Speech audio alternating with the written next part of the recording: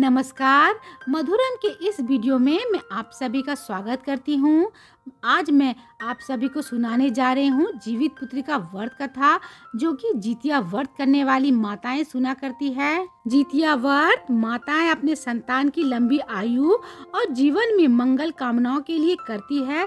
इस कथा को जितिया व्रत के दिन सुनने का बहुत ही महत्व होता है।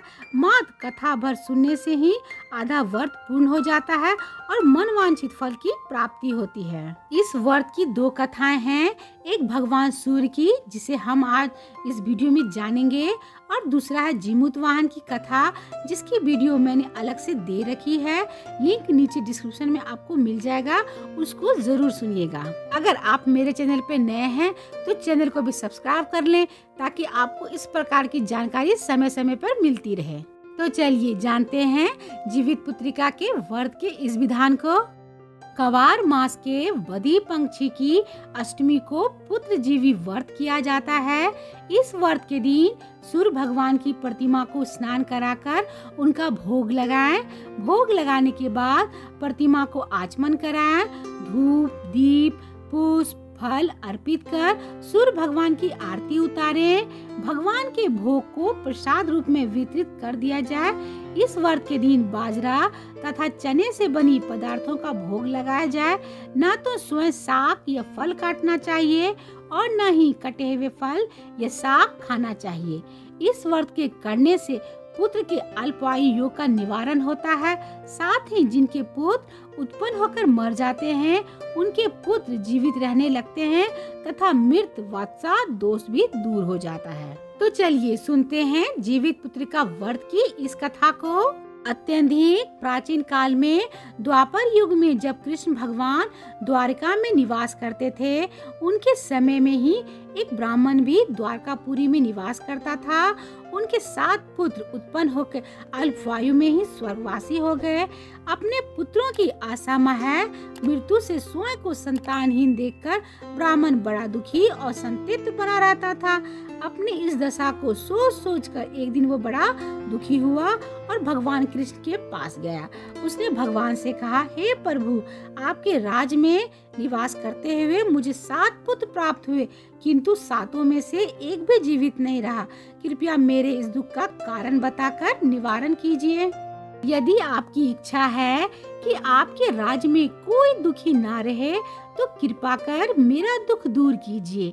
ब्राह्मण की सारी बात सुनकर भगवान बोले, हे विप्र, अब जो तुम्हारे पुत्र उत्पन्न होगा उसकी आयु केवल 3 वर्ष की ही होगी। उसकी आयु वृद्धि के लिए तुम अभी से भगवान सूर्य का पुत्र जीवी व्रत रखना आरंभ कर दो। इससे तुम्हारे पुत्र की आयु बढ़ेगी। ब्राह्मण ने कृष्ण भगवान के कथानुसार ही किया। एक समय वो ब्राह्मण खड़ा होकर सपरिवार इस दोहे का पाठ कर रहा था। सूर्य देव विनती सुनो, पाऊं दुख अपार, आयु वृद्धि 2 पुत्र की, विनती है ये बारंबार। इस प्रार्थना को सुनकर सूर्य देव का रथ रुक गया। भगवान सूर्य ने एक माला अपने गले से उतारकर ब्राह्मण के पुत्र के गले में डाल दी। इतना करके वे आगे बढ़ गए। उसी समय आयु पूरी हो जाने के कारण यमराज ब्राह्मण पुत्र के प्राण लेने आ गए। यमराज को देखकर ब्राह्मण तथा ब्राह्मणी दुखी होकर कहने लगे, कृष्ण भगवान होकर भी झूठ बोले। ब्राह्मण तथा ब्राह्मणों के ऐसा कहने पे भगवान कृष्ण अपने सुदर्शन चक्र सहित वहां प्रकट हो गए और ब्राह्मण से बोले, सूर्य को दी हुई इस माला को तुम यमराज के ऊपर डाल दो। भगवान के कहने पर ब्राह्मण उस माला को उठाकर यमराज पर डालने लगा, तो यमराज डरकर भाग खड़े हुए।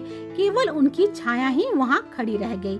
वो माला यमराज की छाया पर गिरी। माला के प्रभाव से यमराज की छाया शनि के रूप में परिवर्तित होकर भगवान के सामने अनुनय विनय करने लगी।